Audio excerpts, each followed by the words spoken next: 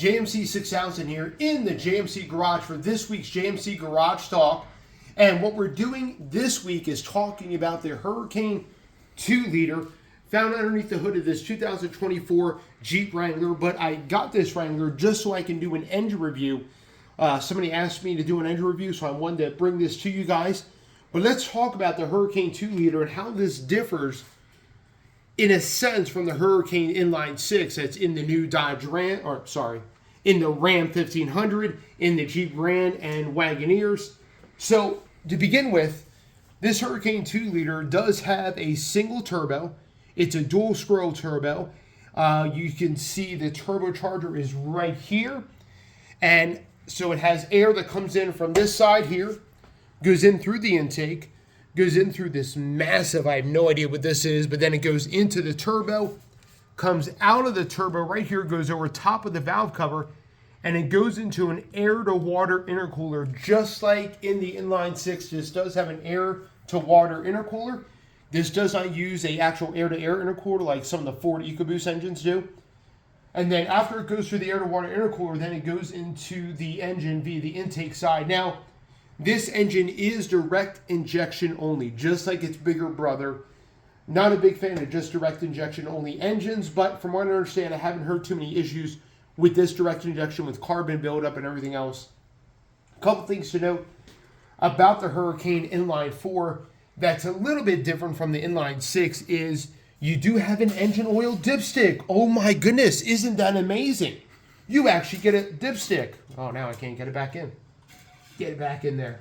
You actually get an engine oil dipstick. You do not get a trans dipstick, but that's common on any newer transmission. This does use the 8-speed torque flight automatic that is designed by ZF. This does use that 8-speed.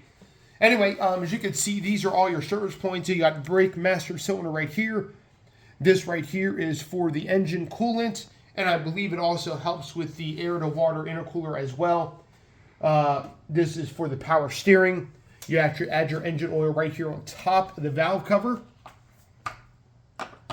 Actually, a pretty nice big opening for the engine oil. And then you can see you got 1, 2, 3, 4 coils right in line because this is an inline 4. You have dual variable valve timing that is both for the intake and exhaust, and it's oil controlled via a solenoid. So none kind of fancy electronic controls or anything like that. Excuse me. I'm getting over a cold, so bear with me. Other than that, there's not much going on with this engine.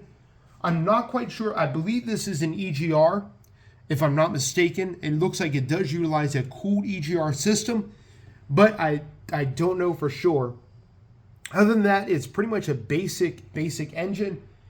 A couple issues I have with the Hurricane Inline 4 versus its Inline 6. Now, if you're expecting smoothness out of this engine, you're going to be sorely disappointed. This is not a very smooth engine. In fact, you can feel it running at idle, above idle. It's just, it's not very smooth, and it doesn't sound very good. It's not a very good sounding 4-cylinder.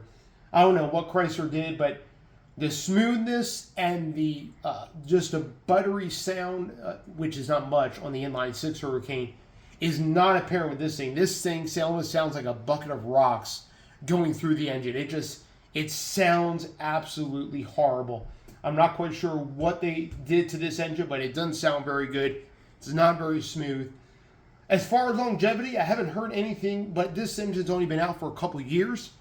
But I wanted to show you what it looked like underneath the hood with the engine cover off, kind of give you an idea of what it is to service this engine. Again, everything is easy to get to.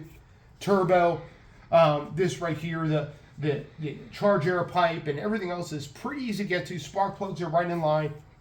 I've seen worse looking turbo engines, hashtag the 2.5 found in the Chevy Traverse and Buick Enclave. But from what I can understand, this doesn't look too bad. Again, but one of my biggest issues with this engine, also another thing with this engine, it does have a great deal of turbo lag.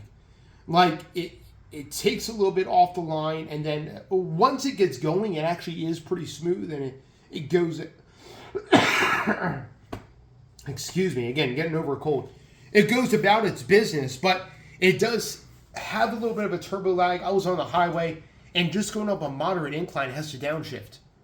I'm like, in other vehicles I'm in, it doesn't have to downshift at all. But in this thing, it has to downshift. Maybe it's because it's pushing a brick in the wind. But again, just some quirks about this engine. Other than that, I really don't, if you were comparing this over the 3.6, the Pentastar 3.6, this does make a little bit, just about the same, if not a little bit less horsepower.